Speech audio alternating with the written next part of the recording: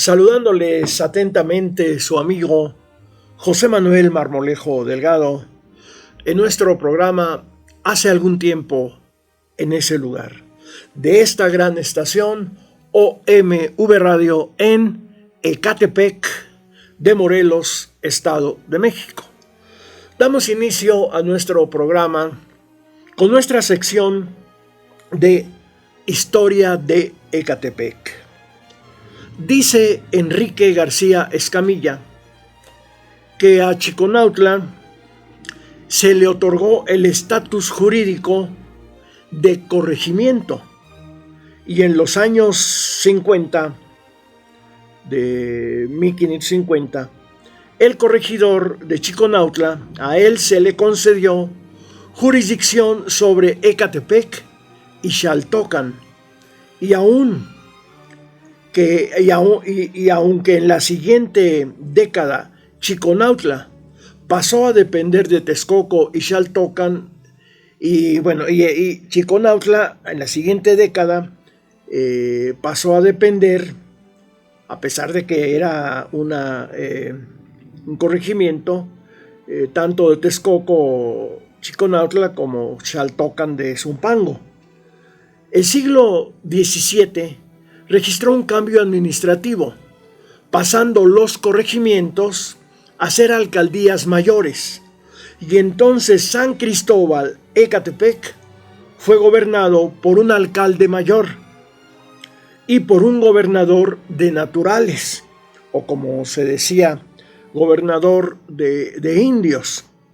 En tanto, estando dividido San Cristóbal en los barrios de Calpolpan, Texcocuahuac y Ticomán, y a la jurisdicción eclesiástica de Ecatepec pertenecían sus 5 pueblos de visita: San Pedro Jalostoc, Santa Clara Cuatitla, Santa María Tulpetlac, Santo Tomás y Santa María Chiconautla.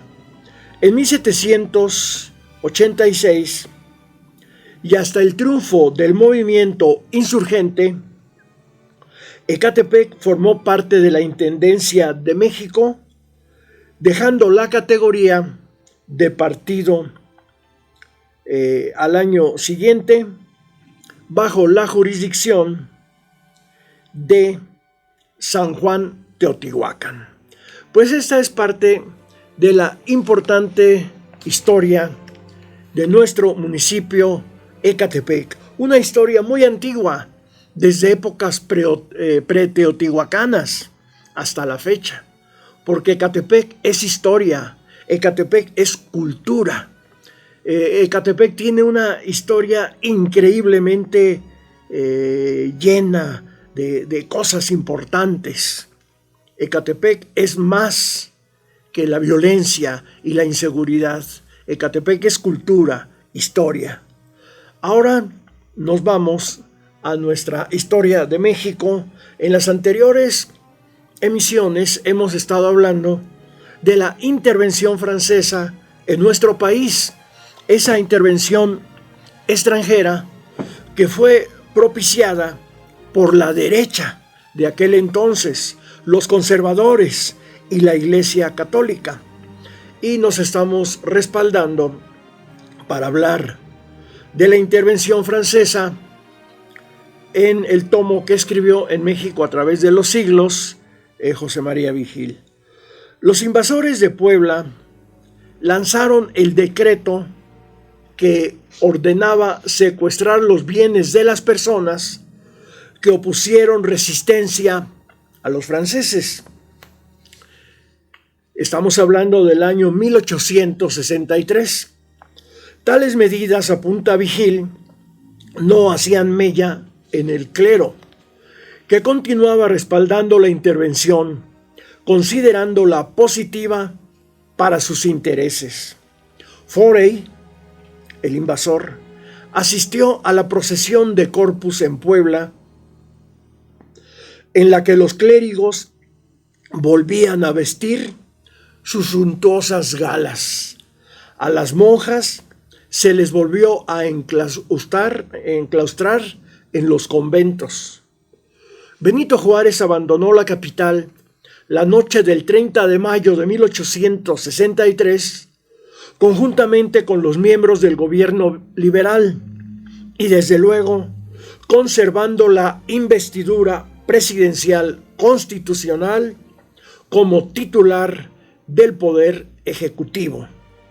El día 7 de junio, el general Bazaine tomó posesión de la Ciudad de México y el 9 por el Peñón, Forey arribó a la capital de la República, siendo Leonardo Márquez la cabeza del desfile de entrada triunfal de los franceses invasores a la capital de México. Márquez llevaba a su derecha a Juan Nepomuceno Almonte y a su izquierda a Dubois de Saligny.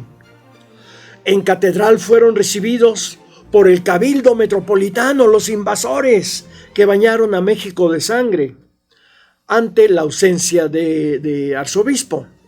Allí se cantó el consabido Te Deum, tal como hicieron en la Catedral de Puebla, para celebrar la victoria francesa sobre las fuerzas mexicanas y dar gracias al Señor por ello. Forey, el día 11, asistió a la procesión de la octava de Corpus, que el clero celebró con pompa inusitada. El día 12, Forey dio a conocer un larguísimo manifiesto en el que habló, entre otros asuntos, de que la religión católica sería protegida y de que los obispos regresarían a sus diócesis, pero también dijo algunas cosas que cayeron como balde de agua helada a la Iglesia Católica y a los conservadores, haciéndoles sentir que había resultado inútil el que fueran a humillarse a Europa para propiciar la invasión extranjera a México, con el consecuente baño de sangre, sufrimiento para el pueblo y arrasamiento de ciudades. Las propiedades que fueron clericales se respetarían siempre y cuando hubieran sido adquiridas legalmente. Pero la mayoría de las propiedades de la Iglesia Católica, propiedades entre comillas, no fueron adquiridas legalmente. También declaró que Napoleón III apoyaba el establecimiento en México de la libertad de cultos, por lo que peleaba en contra la Iglesia Católica mexicana. Es decir, sus aliados proclamaban las leyes de reforma liberales por las que tanto lucharon en contra. Ese balde de agua fría debió provocarles pulmonía espiritual a los clérigos y a sus aliados conservadores. Forey de inmediato estableció la censura de prensa. En cuanto a la religión, se prohibió tocar cualquier asunto concerniente a esta.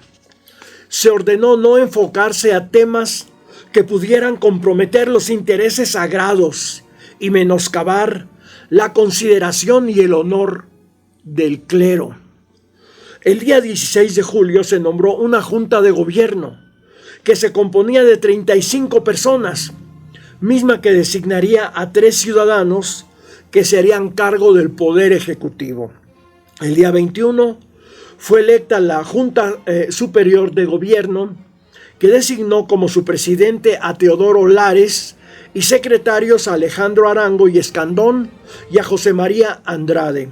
Tal junta, el mismo día 21, eligió a Juan Nepomuceno Almonte, a Pelagio Antonio Labastida, ex obispo de Puebla y en ese momento arzobispo de México, y a Mariano Salas como titulares del Poder Ejecutivo Nacional, y a 2 suplentes, el obispo de Tulancingo, Juan B. de Ormaechea e Ignacio Pavón.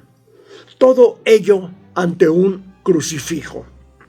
A nombre de los 3 integrantes de la regencia del Imperio Mexicano, Almonte pronunció el juramento del caso, rematando que si no cumplían lo jurado, entonces que Dios se los reclamaría. Después de ese acto formal, le dijo a la concurrencia que la Junta contaba con el respaldo de Napoleón III, del ejército francés y del Todopoderoso. Posteriormente se dirigieron a la catedral, siendo recibidos por las autoridades eclesiásticas, y en donde se les dedicó el consabido Te Deum a toda orquesta. El triunvirato decretó algunas normas diferentes a las que previamente dictó Forey, el francés, lo que resultó luego en discrepancias entre las autoridades conservadoras y sus amos franceses.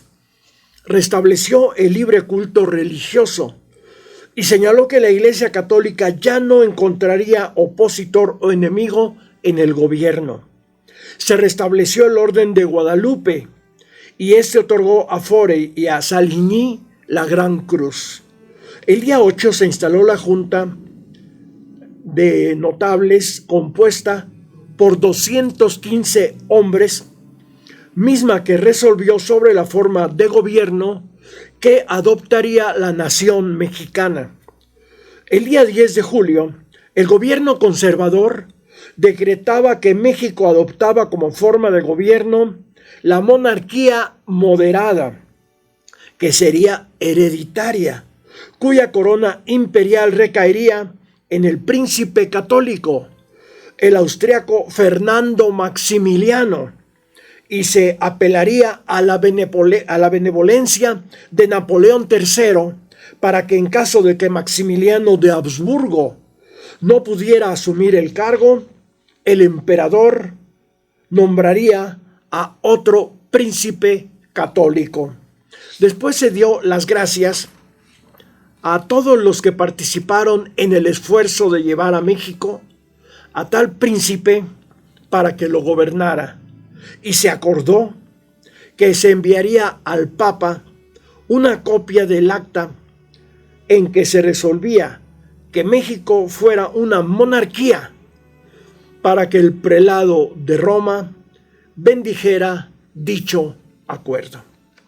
El Poder Ejecutivo recibió la denominación de Regencia del Imperio Mexicano. El periódico L'Estafette lanzó un rayo cuando en sus páginas asentó que la vía más corta para que cesara la guerra y para que los opositores a la intervención reconocieran al triunvirato era promulgar la libertad de cultos y la legislación de las ventas hechas de los bienes eclesiásticos.